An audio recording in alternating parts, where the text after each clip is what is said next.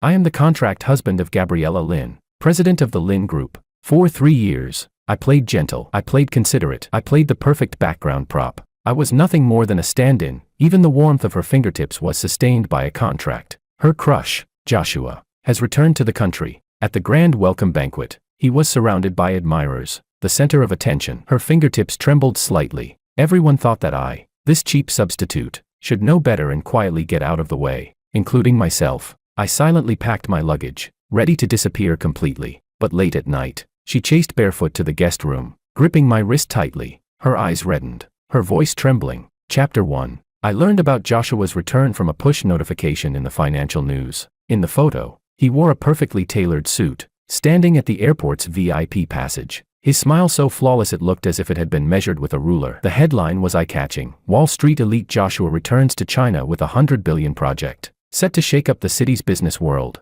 My finger paused on the screen for a fraction of a second. Then I swiped it away expressionlessly. None of my damn business. But it was clearly Gabriela's business. That evening, as usual, I was in the kitchen preparing dinner. Gabriela came home half an hour later than usual. The sound of her high heels on the floor was a bit hurried. Instead of going straight to the study like she normally did, she stopped by the island in the open kitchen. I was lifting the blanched broccoli out of the pot and didn't turn around. There's a gathering tonight. Her voice sounded the same as always, calm, formulaic. Change your clothes and come with me. What kind of gathering? I asked casually as I rinsed the broccoli under cold water. There was a 2-second silence on the other end. Joshua is back, she said. A few friends are hosting a welcome dinner for him. My hand paused slightly as I turned off the faucet. Water droplets slid down the vivid green stalks of the broccoli. Friends. When she used to mention this man, she called him an old acquaintance, or simply the Koo family's son. Now he was a friend. Sure. I shook the water off my hands, turned around, and leaned against the counter to look at her. She was wearing a pearl-white silk blouse paired with a black pencil skirt. Her long hair was meticulously pinned up, exposing her slender, fragile-looking neck. Her makeup was exquisite, but if you looked closely, the concealer under her eyes was heavier than usual.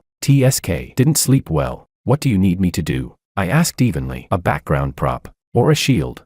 Gabriela frowned slightly, clearly displeased with my tone. Just attend normally. Talk less. Got it. A background prop, preferably a mute one. All right. I tugged at the corner of my mouth. Are you eating?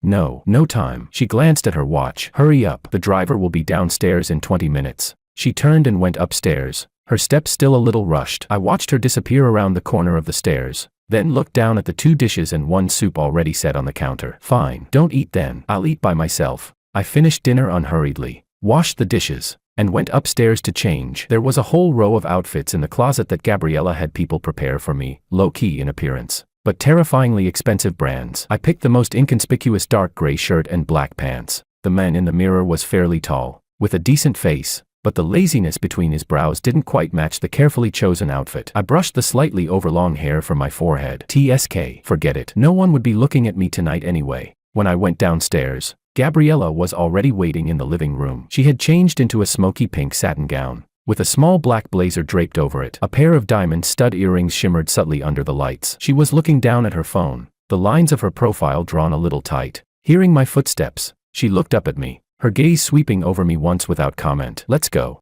The atmosphere in the car was stifling. She kept looking at the night scenery flashing past the window, her fingertips unconsciously rubbing along the edge of her phone. I leaned against the other side, eyes closed, resting. The welcome banquet was held at a private top-floor club in the city center. The elevator went straight up. The moment the doors opened, noise and the scent of champagne rushed toward us. Perfume and polished suits, clinking glasses everywhere, familiar faces all around, the influential figures of the city's business circle, along with the young female or male companions they brought. The moment Gabriela Lin and I appeared, the lively scene subtly quieted for a beat. Countless gazes swept over us openly and covertly, sticking to us, especially to me, curious, appraising, amused, gloating. Who didn't know that the icy female CEO of the Lin Group had suddenly gotten married 3 years ago, to an unknown man rumored to be an orphan, and who didn't know that there had always been a crush in Gabriela's heart, Joshua, who had gone abroad for further studies and was now returning in glory.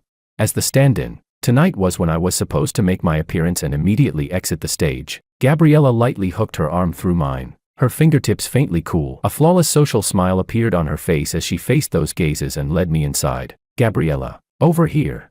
Someone called out. It was Manuel, Gabriela's college classmate and one of the organizers of tonight's gathering. Several people were already clustered around him, And the one being fawned over at the center was none other than Joshua. Joshua was even more eye-catching than in the photos. Tall, long-legged, dressed in a perfectly fitted tuxedo, his hair meticulously slicked back. He wore a gentle yet distant smile, listening sideways to a balding middle-aged man beside him, nodding occasionally, his posture elegant and composed. Hearing the voice, he turned around. His gaze landed on Gabriela's face first. In that instant, too many emotions surged within it: nostalgia, guilt, tenderness, and a trace of pain that was hard to detect. Quite the performance. Then, only then, did his eyes slowly move to me, carrying just the right amount of curiosity and scrutiny. "Gabriela, you're here," he said. His voice was the kind of carefully polished low and pleasant tone. He walked toward us, every step looking as if it had been measured. "Joshua, welcome back," Gabriela said. Her voice was steady, but I felt the arm loop through mine tighten ever so slightly. "Thank you." Joshua stopped in front of her,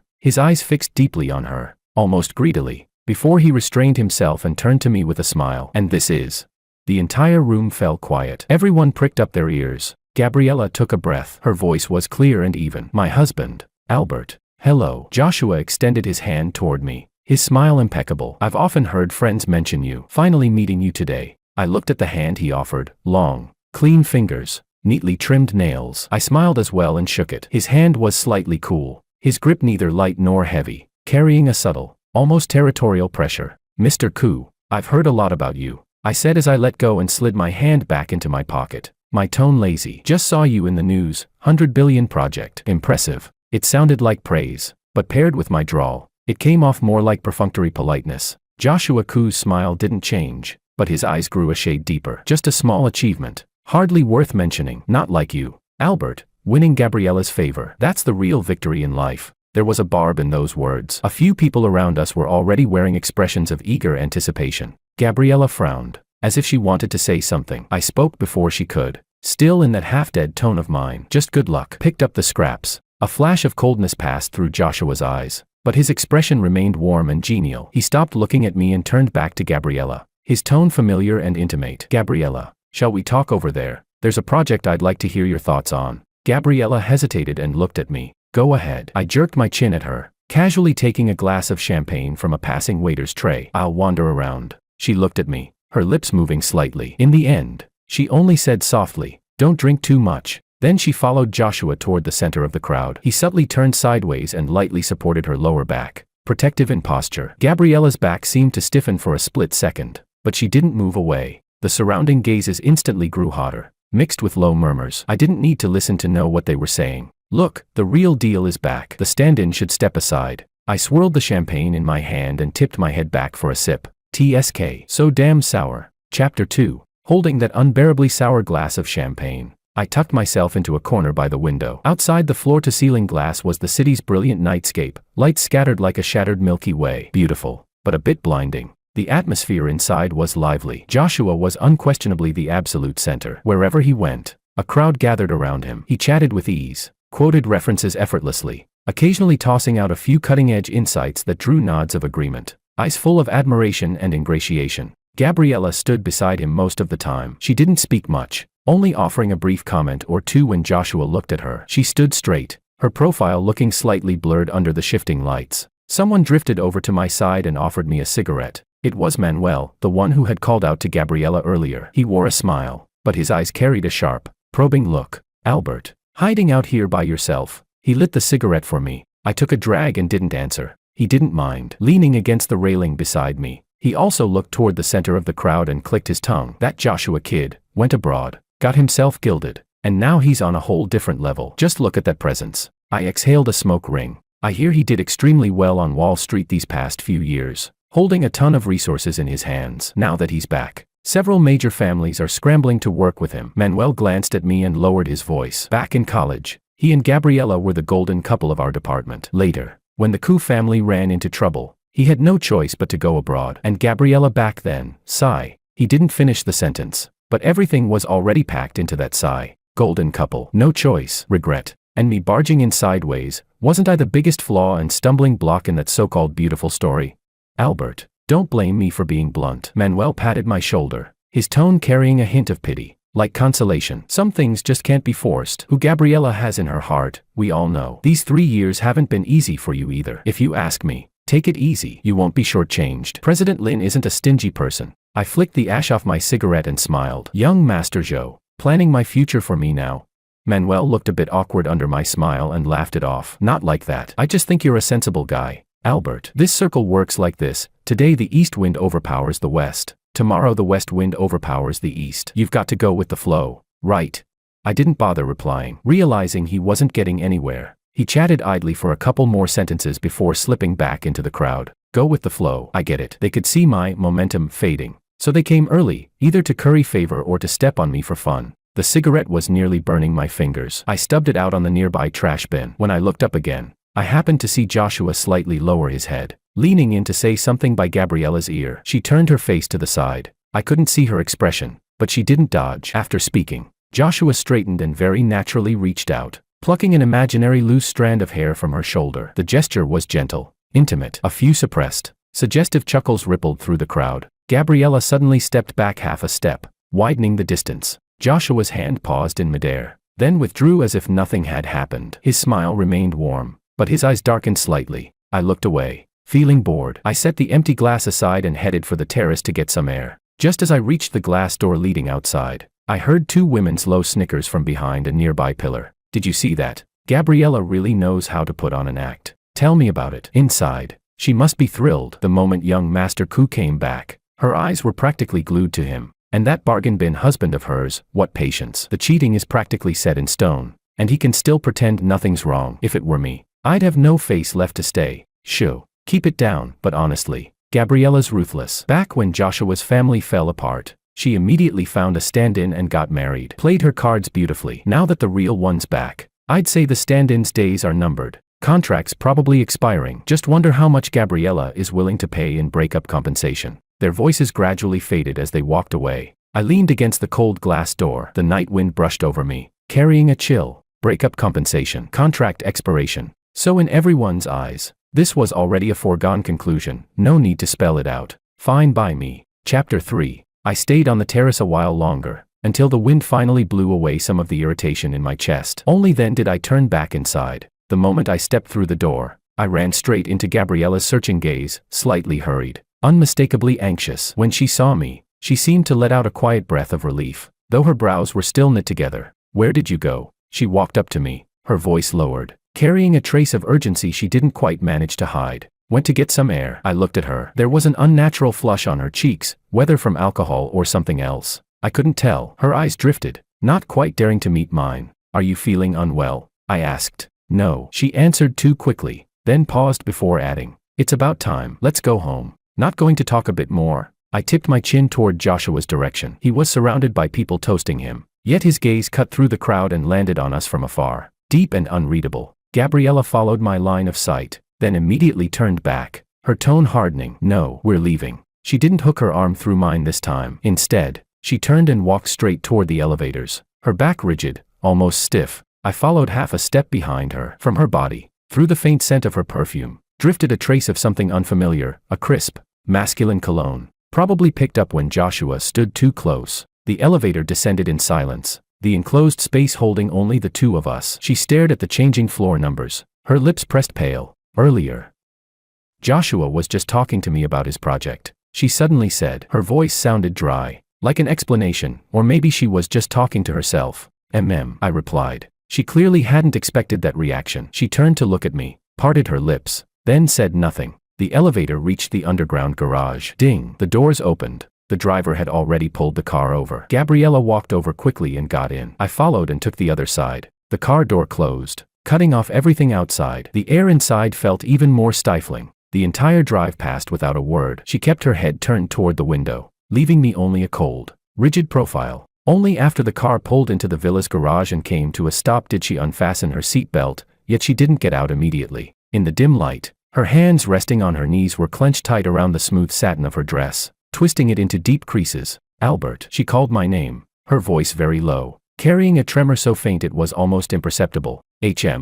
She took a deep breath, as if summoning all her strength before forcing the words out. The 15th of next month, the contract will expire. The car was so quiet I could hear the faint airflow from the central air conditioning. The 15th of next month. I ran the date through my head. About 4 weeks left. Perfect timing. Joshua comes back. The contract expires. Seamless. No wasted gap at all. Got it, I said calmly. Gabriela seemed momentarily choked by how steady my reaction was. She turned to look at me in the dim light. Her expression complicated, as if searching my face for some other emotion, anger, resentment. Even a hint of disappointment would do, but there was probably nothing there. 3 years in, if I hadn't learned anything else, I'd at least fully completed the course on facial control. The complexity in her eyes slowly faded, replaced by something deeper, something I couldn't quite read, until it all settled into a heavy, inescapable exhaustion. If you have any requests, you can say so. She looked away, her voice returning to its usual coolness, though slightly hoarse. As long as they're reasonable, I'll try to meet them.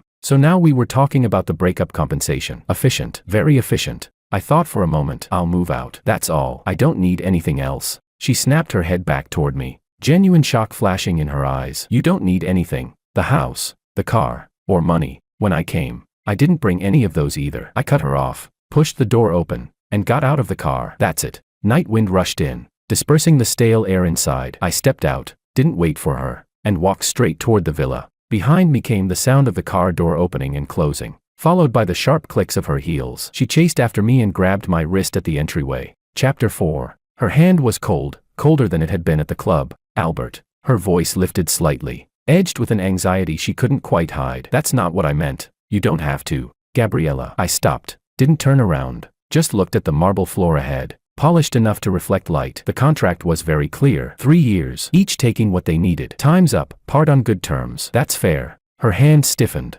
then, inch by inch, loosened its grip on my wrist. I didn't linger. I went straight upstairs. Our bedroom was on the second floor, large, cavernous. I'd lived here since the day we got married, but it had never felt like a home, more like a luxury hotel suite. I didn't have much of my own things, a wardrobe, a desk. That was it. I took a shower. When I came out, Gabriela was already there. She'd changed into sleepwear and was sitting on the sofa by the window, a document in her hands, though her eyes were unfocused, clearly not reading anything. Her long hair hung damp over her shoulders, still dripping, darkening a small patch of silk on her shoulder. She didn't seem to notice. I dried my hair, went to my side, lifted the covers, got into bed, and turned off my bedside lamp. The room was left with only the dim yellow glow of the floor lamp on her side. After a long while, I heard the soft sound of the document being set down on the coffee table, then the faint rustle of footsteps. She came to the bed, lifted the covers on the other side, and lay down. The bed was big. There was space enough between us for at least 2 people. That was how we slept in the first year. The second year too. The third year, sometimes we were closer, sometimes not. It depended on the situation, on the need,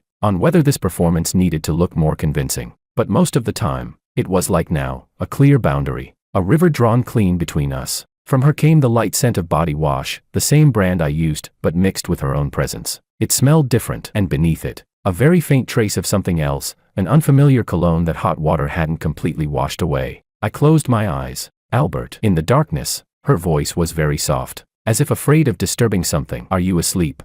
I didn't answer. She waited for a bit. When no response came, she said nothing more, only turned over, her back facing me. After who knew how long, I heard her, so quietly it was almost swallowed by the sound of breathing, say, "I'm sorry." The words were light, quickly dissolving into the dark, as if they'd never existed. I lay there with my eyes open, staring at the vague shadows on the ceiling. Sorry. Sorry for what? For using me for 3 years? Or sorry that your crush is back, and this chess piece of yours should step aside?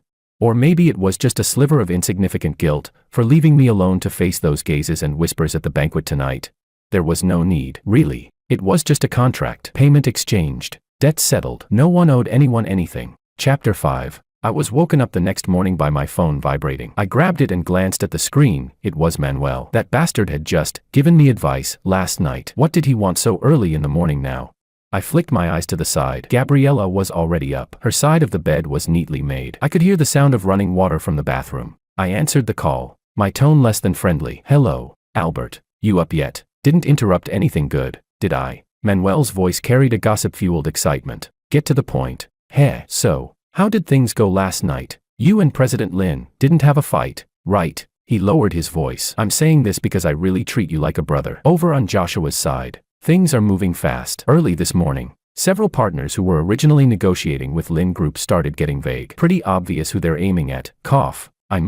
Aiming at President Lin. I sat up and leaned against the headboard, responding with a flat, emotionless, oh. Manuel clearly hadn't expected that reaction. He paused, then continued, Albert, you need to be mentally prepared. Joshua came back with insane momentum. And from what I can tell, he's not letting go of President Lin. Your position, it's shaky. Listen to your brother. While President Lin still has a bit of, well, that feeling for you, fight for what you should. Get something tangible out of it. Don't take a loss. Finished? I asked. Finished. All right. Hanging up. I didn't wait for him to say anything else before ending the call. The sound of water from the bathroom stopped. A moment later, Gabriela Lin came out, towel drying her hair. She'd changed into a professional suit, her makeup flawless, once again the impeccable President Lin. Only the concealer under her eyes looked even heavier than usual. She froze slightly when she saw me sitting on the bed with my phone, her gaze flickering away before quickly steadying. You're awake. Breakfast is downstairs. She walked over to the vanity and turned on the hair dryer. The hum of the dryer filled the room, drowning out everything else. I didn't move, just watched her dry her hair. Her movements were a bit rushed, like she was in a hurry, or like she was avoiding something. When her hair was about 70 or 80% dry, she turned off the dryer. The bedroom fell instantly quiet. The silence felt abrupt, uncomfortable. She spoke to the mirror all of a sudden, without the noise of the dryer. Her voice sounded unusually clear and unusually dry. I'll be home late tonight. There's a very important international conference. I responded, lifting the blanket and getting out of bed, heading toward the bathroom. As we brushed past each other, I caught the scent of her body wash, the same brand I used. That irritating trace of cologne from last night was finally gone. Albert, she called after me. I stopped at the bathroom door without turning around. About last night, she hesitated, as if choosing her words carefully. Joshua. He was just being polite. Those collaborations, it's normal business competition. She was explaining, with excuses that sounded pale and powerless even to herself. You don't need to explain any of this to me. I cut her off and pushed open the bathroom door. Your personal matters, your business matters, they have nothing to do with me anymore. And also, I turned back and glanced at her once. She stood in front of the vanity, her back straight, but her face looked slightly pale. Starting today, I'll pack my things. Once I find a place, I'll move out. I won't drag it out until next month. After that, I didn't look at her expression again and closed the bathroom door. I turned on the shower. Hot water poured down over my head. I closed my eyes, my mind strangely empty. Maybe this was for the best. Drawing a clear line early was good for everyone. These 3 years had been like a long, vividly realistic dream, a dream with a gentle, considerate husband, a wife who occasionally showed moments of reliance, and sweet moments that looked real or fake to outsiders. Now, it was time to wake up. I, Albert, have never been anyone's stand-in. Not in the past, and even less so in the future. When I came out of the shower, the bedroom was already empty. All that lingered in the air was the faint dry down of the perfume she always used. I changed into clothes suitable for moving around, opened the wardrobe, and started packing. I really didn't have much, several frequently worn outfits, a few books, and some scattered personal items. A 28-inch suitcase wasn't even filled to the brim. When I got to the desk drawer, I saw the velvet box. I opened it. Inside was a very simple platinum band. We'd bought a pair when we got married. Mine, I had no idea where it went. Or maybe I'd never worn it at all. Hers was only ever taken out from the depths of her jewelry box for necessary occasions, put on briefly, just to keep up appearances. I took the box out and placed it in a conspicuous spot on the desk, returning it to its rightful owner. By the time I finished packing, it still wasn't noon. I stood the suitcase upright against the wall and looked around the room I'd lived in for 3 years. Suddenly, it felt a little unfamiliar, and a little ridiculous. Downstairs, the housekeeper Miriam was busy in the kitchen. When she saw me coming down with a suitcase, she jumped, the cleaning cloth dropping from her hands. Sir, you're Miriam. Thank you for taking care of me all this time. I smiled at her. I'm moving out for a while. Miriam was an old hand in the Lin household. She'd been here since the day I moved in. She was kind. Sometimes, when she saw me alone at home, she'd quietly leave me some snacks from her hometown. She looked at me, her lips moving slightly. There was reluctance in her eyes, concern too. In the end, she only sighed, said nothing, and turned to pour me a cup of warm water. No matter what,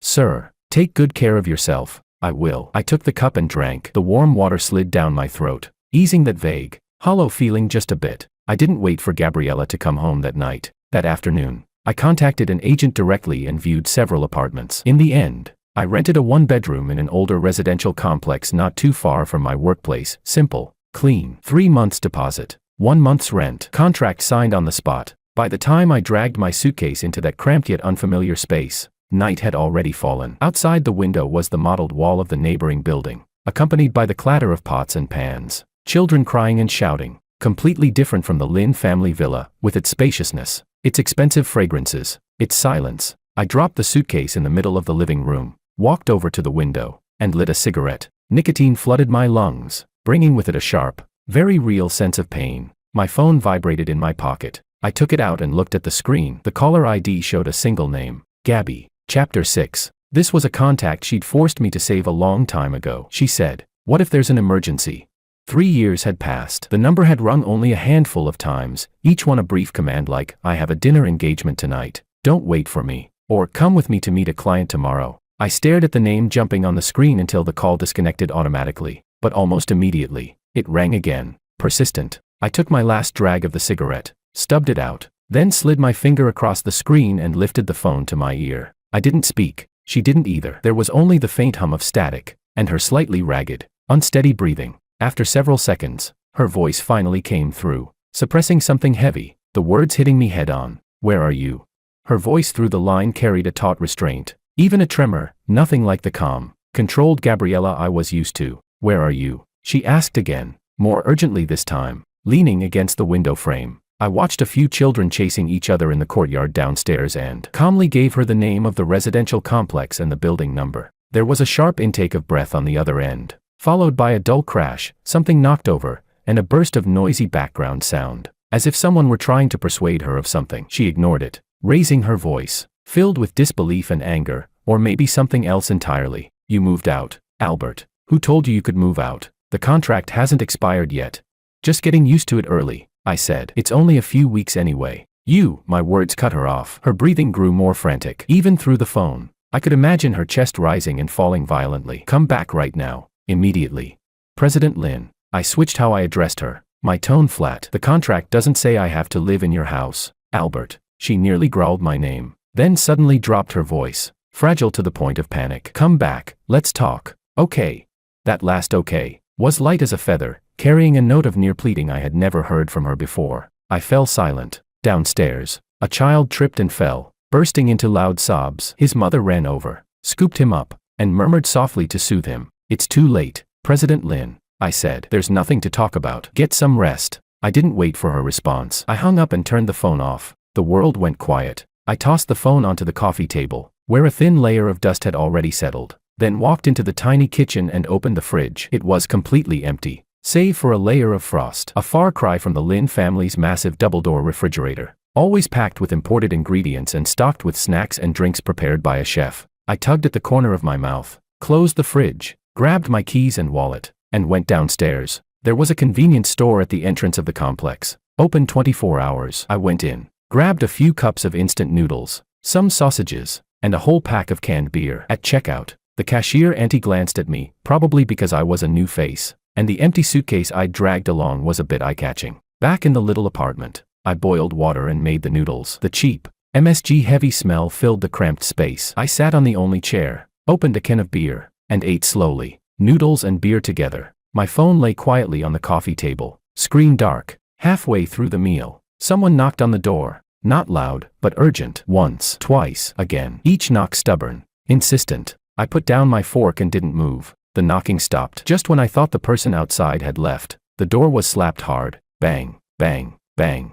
The sound was piercing in the still night. "Albert, open the door. I know you're in there." It was Gabriela's voice, strained with suppressed sobs and anger. I frowned, stood up, walked to the door, and looked through the peephole. Outside stood Gabriela, dressed in an off-white suit that clearly cost a fortune. Her hair was disheveled, her meticulously applied makeup smeared. Her eyes were red and swollen, fixed on the door as if she could burn straight through it. She was barefoot, her high heels dangling from one hand, her toes curled against the cold concrete, coated in dust. I had never seen her like this, disheveled, unraveled, like a lost child. I took a deep breath, and opened the door. Chapter 7. The light from the hallway spilled in through the open door, bringing with it the heavy warning scent of alcohol clinging to her. When she saw me, her eyes widened abruptly. Complex emotions churned inside them, grievance, anger, relief, and a kind of panic I couldn't understand. "You," she opened her mouth, her voice hoarse beyond belief. Then she suddenly shoved past me, stumbling into the apartment. The tiny living room was fully exposed at a glance. The suitcase standing in the corner, the half-eaten cup of instant noodles and empty beer cans on the coffee table, the smell of cheap food lingering in the air. Everything here was utterly out of place with her, with the world she came from. She stood in the middle of the room, looking around, her body trembling slightly. Then her gaze landed on my suitcase and froze. You're in that much of a hurry?" She turned to look at me. Tears spilled down without warning, smearing her eyeliner and leaving dark streaks down her cheeks. You couldn't even wait a single day. You just had to get out of my sight immediately. Albert, do I really disgust you that much? I didn't answer. I closed the door, shutting out any prying eyes that might have been lurking in the hallway. Seeing that I remained provenly silent, her emotions flared even more. She took a few steps forward and rushed up to me, lifting her head, her reddened eyes glaring at me fiercely. Say something. Weren't you pretty good at talking before? What? Are you mute now? The smell of alcohol on her was overpowering, mixed with the salty scent of tears. I looked at her, at this woman who had shed every layer of calm and self-control, leaving only disarray and rage behind. You've had too much to drink, Gabriela, I said. I haven't, she shouted, tears pouring even harder. I'm perfectly sober, Albert. 3 years, even raising a dog for 3 years. You'd grow attached, and you just leave like this, without even saying a word. What do you take me for? A client whose contract you can terminate anytime. Her words cut like knives. Yet strangely, I didn't feel much pain. Maybe I'd already gone numb. That's what the contract says, I reminded her. To hell with the contract, she shrieked, suddenly sweeping her arm across the coffee table. The half cup of instant noodles crashed to the floor. The flimsy paper bowl overturned, soup and noodles spilling everywhere in a filthy mess. She stared at the mess on the floor, then at her own hand now smeared with grease. It was as if all the strength drained out of her at once. Her shoulders slumped. She staggered back 2 steps and leaned against the cold wall. Her head lowered. Her shoulders began to shake violently. Suppressed, broken sobs forcing their way out of her throat, echoing through the silent apartment. She cried. Not the quiet, delicate kind of crying, but the kind children do. Heedless and heart-wrenching. Big tears fell and splashed onto the floor, mixing with the noodle soup, making everything look even dirtier, more pathetic. I stood where I was and watched her cry. That empty place inside my chest felt as if something had pricked it, stirring a faint, unfamiliar ache. I didn't move. I didn't speak. I just watched her cry until her sobs gradually weakened, breaking into intermittent sniffles. She raised her arm and wiped her face roughly with her sleeve, smearing her eyeliner and lipstick all over. Her face looked like a mess, like a little cat that had gotten into trouble. She sniffed, lifted her swollen red eyes to look at me, her voice hoarse to the point of barely being audible. Albert, the contract, let's renew it. Okay. I froze. I thought I'd misheard. Renew it. After Joshua came back. After she'd personally told me last night that the contract was about to expire. After she'd completely lost control like this today. When I didn't respond, she shuffled forward a small step, her bare feet on the cold floor. Smeared with dust and tears, she tilted her face up at me, her eyes filled with a near humble plea, repeating, let's renew it. All right, you name the terms, anything is fine. I didn't answer. Instead, I walked over, bent down, picked up the paper bowl and fork from the floor, then pulled out several tissues and slowly wiped up the mess. She stood there, watching my movements, stiff like a statue. I threw the trash into the bin in the corner, went into the cramped bathroom to wash my hands, then came back with a clean, damp towel. When I returned to her, I held the towel out to her. She didn't take it, just looked at me, her eyes hollow. After a brief pause, I raised my hand and gently wiped the smeared makeup from her face with the towel. My movements were a little awkward, but I tried to be as gentle as possible. Her skin was very hot. Her tears were cold. Where the damp towel passed, it left behind clean skin flushed with an unhealthy red. She didn't dodge. She simply closed her eyes, long lashes trembling, wet. When I was done, I set the towel aside. Then I bent down and, amid her soft gasp, slid one arm under her knees and the other around her back, lifting her up in one smooth motion. She was light, lighter than I'd imagined. All that sharp, defensive edge seemed to vanish in that instant. She leaned softly against my chest, her face pressed to me, burning hot. I carried her into the tiny bedroom and laid her on the single bed covered with cheap plaid sheets. Then I pulled the blanket over her. She kept her eyes on me the whole time, blurred, as if she were deeply drunk, or terrifyingly sober. I turned to leave, but a cold hand suddenly grabbed my wrist. Chapter 8. Don't go. Her voice was very small, thick with a nasal tone. Albert. I'm cold. My steps stopped. There was no air conditioning in the room. The old windows didn't seal properly, and the night wind slipped in through the cracks, carrying the chill of late autumn. She'd run all that way barefoot and cried herself out. Whatever warmth the alcohol had given her was long gone. She really was cold now. I didn't pull my hand free. I sat down by the bed. Her hand was icy, gripping my wrist tightly, her nails almost digging into my skin. She shifted closer, burying her face into the narrow space between the blanket and my body. Like a small animal searching for warmth, her warm breath seeped through the thin fabric, brushing against my waist. After a long time, so long I thought she'd fallen asleep, she mumbled again, muffled, heavy with drowsiness and the remnants of tears. Renew it, no backing out. I didn't respond. I let her hold on. Outside the window, a few distant dogs barked indistinctly. It was very late. The single bed was narrow. We were pressed close together, body heat passing through layers of thin clothing. Her breathing gradually evened out. Slow and steady. The grip on my wrist loosened slightly, but she still didn't let go. I stayed there, sitting on the edge of the bed, my back against the cold wall, staring at the faint, hazy light seeping in through the window, wide awake. Renew it. The word circled in my mind like a curse. Why? Joshua was back. The men she'd waited for had returned. Everyone thought it, including me, that this absurd contract marriage should be over. That I, this temporary actor, should take my bow and leave the stage. Yet on the eve of the contract's expiration, she got herself drunk, ran barefoot to my crappy rental, cried like an abandoned child, then grabbed my hand and said she wanted to renew it. Where was the logic? What was the reason? I lowered my head and looked at the woman curled up under the blanket. Her sleep was restless, her brows faintly drawn together, moisture still clinging to her lashes. Stripped of her usual dominance and icy composure, she looked unbearably fragile now. Was it because of Joshua? Did he do something, or say something, that frightened her, so she wanted to cling to me, this temporary piece of driftwood?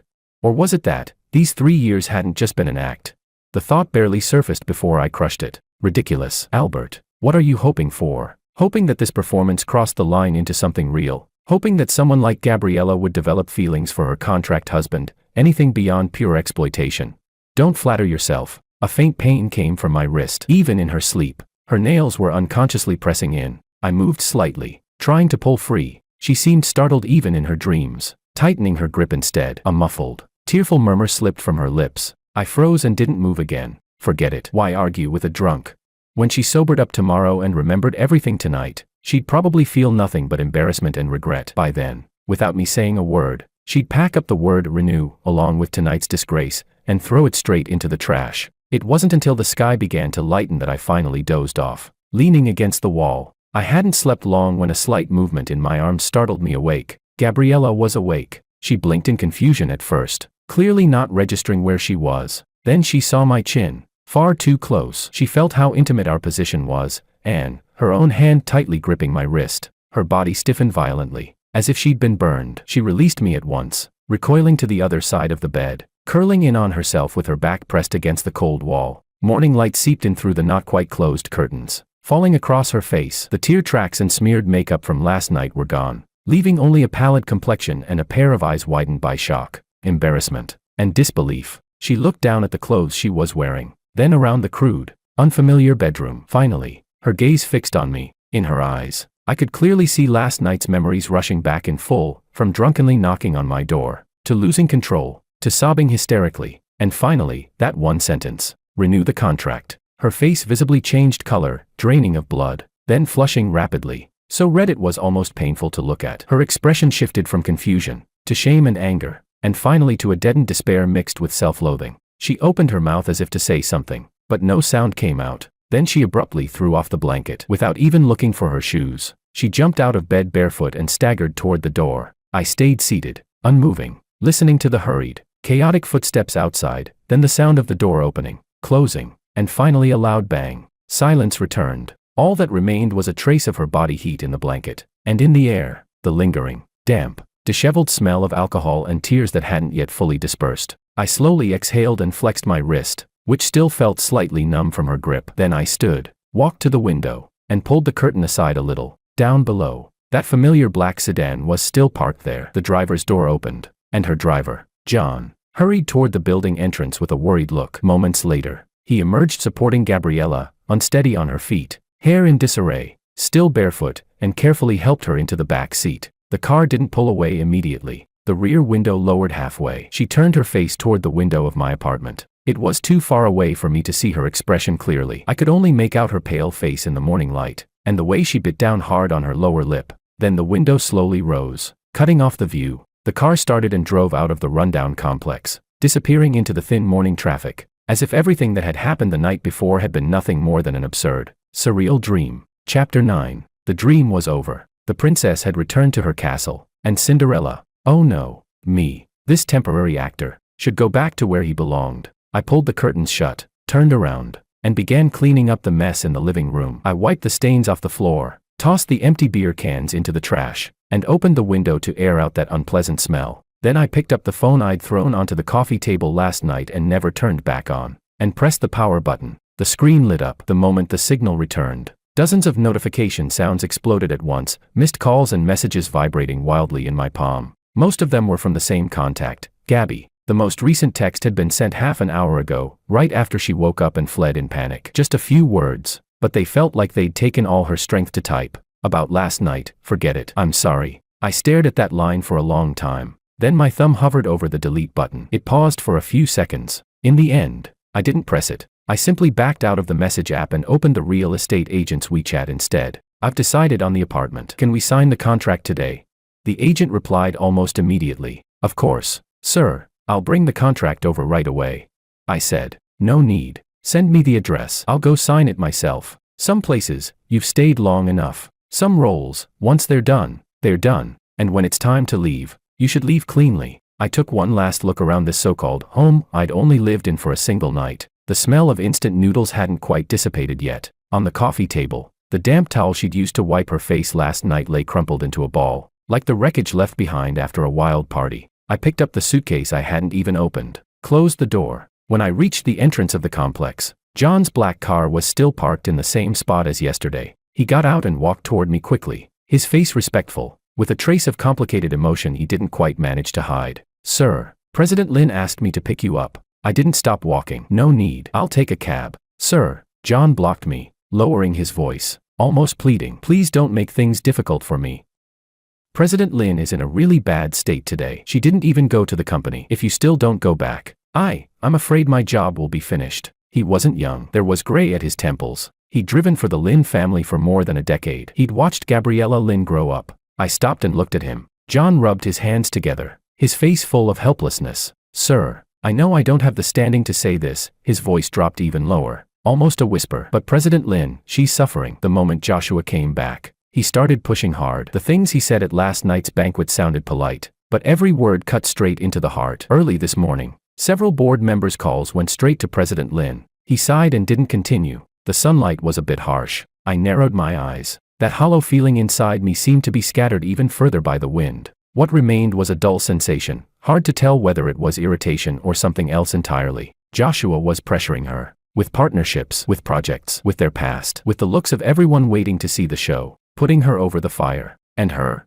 She ran to my place, made a drunken scene, left behind a single intoxicated sentence, then sent a text saying, forget it, Gabriela. You're still just as cowardly as ever. I pulled open the car door and tossed my suitcase inside. Let's go. On the way back to the villa, John kept glancing at me through the rearview mirror, wanting to speak, holding back. I closed my eyes and said nothing. The car entered the familiar driveway, passed through the courtyard, and stopped in front of the main house. Everything looked the same as before, and yet, it felt like everything had changed. Chapter 10. Miriam came out to greet me. When she saw me, her eyes lit up, as if she'd finally let out a breath she'd been holding. Sir, you're back.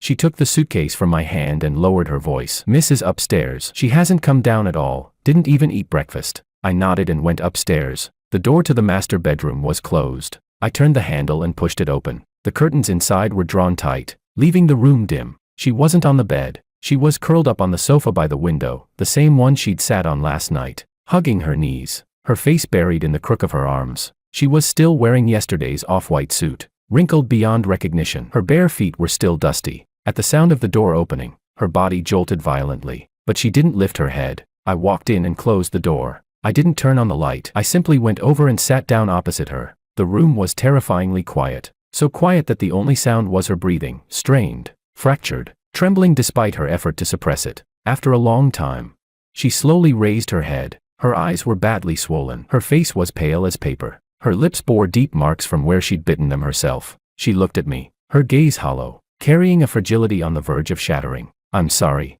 Her voice was so hoarse it was barely audible. Last night, I drank too much. I said nonsense. She spoke word by word, slowly, with great effort, like reciting a script she hated. You don't have to take it seriously. The contract will end when it expires. I won't bother you again. She paused, her fingernails digging deep into her palm. Have you found a place, if you need? I can have the driver help you move. After saying that, she turned her gaze away, toward the heavy curtains, as if looking at me for even 1 second longer would make her fall apart. I didn't answer her. Instead, I stood up and walked to the wall. I pressed the button for the curtains. The thick velvet drapes slowly slid apart. Blazing afternoon sunlight poured in without restraint, instantly illuminating every speck of dust floating in the air, and illuminating, on her pale face, the embarrassment and tear stains she could no longer hide. She instinctively raised a hand to shield her eyes, as if she couldn't adapt to the sudden brightness, or as if she didn't want me to see her expression clearly. "Gabriela," I spoke. My voice sounded unusually clear in the oppressive silence. Her body stiffened. "Look at me." She didn't move. Her fingers clenched until they turned white. I said, "Look at me." I repeated it, not loud, but carrying an unquestionable force. Her shoulders trembled. Then, very slowly, she lowered the hand covering her eyes, forced to meet my gaze. In them were shame, guilt, despair, and a faint, nearly extinguished struggle. "What you said last night." I looked at her and spoke slowly. "Were you saying it as President Lin, or as Gabriela?" Her pupils shrank abruptly, as if she hadn't understood, or as if she had understood perfectly, and didn't dare answer. She opened her mouth, a broken sound escaping her throat. Then tears spilled out without warning. This time, she didn't dodge. She didn't wipe them away. She just looked at me, letting the tears pour down unchecked. "I'm scared, Albert." She finally said it. Her voice shook beyond control. "Joshua, he's not the person he used to be. The way he looks at me, it's like I'm merchandise he's come back to reclaim. Every word he says has a hook in it. Those partnerships, those board members, they're all forcing me to choose." She sniffed, the tears flowing even harder. "I know I'm not qualified. The contract was my idea. I'm the one who used you. For 3 years, I got used to you being there, used to coming home to lights on, used to the food you cooked, even though I knew it was fake. But last night, watching you turn around and leave, watching this house suddenly become so empty, I couldn't take it." She raised her hand and wiped her face hard, but it did nothing to stop the tears. "When I said renew it, I wasn't trying to keep using you. I don't know. I just didn't want you to go. I was drunk. I was crazy. Don't take it seriously. Just treat it as nonsense," I blurted out. Her words fell apart. She cried so hard she could barely breathe, like a child who had finally torn away every layer of forced strength, exposing the frightened, helpless core beneath. Chapter 11. I stood there, watching her cry, watching the Lin Group's president, always calm, powerful, flawless in the eyes of others, now curled up on the sofa, crying her heart out, utterly undignified. Sunlight fell on her trembling shoulders, warm. I walked over, squatted down, bringing my gaze level with hers. Then I reached out and, with my thumb, wiped away the tears streaming endlessly down her face, bit by bit. The movement was a little awkward, but very gentle. She froze, staring at me with swollen, reddened eyes. She forgot to cry. "Stop crying," I said. "Your makeup's smudged again." Her nose twitched. She was about to cry all over again, then suddenly let out a hiccuping sob. It looked a little ridiculous. I couldn't help it. I let out a very soft laugh. She stared at the faint curve at the corner of my mouth, so slight it was, almost invisible, her eyes widening as if she'd just seen something unbelievable. "The contract." I withdrew my hand and looked straight into her eyes,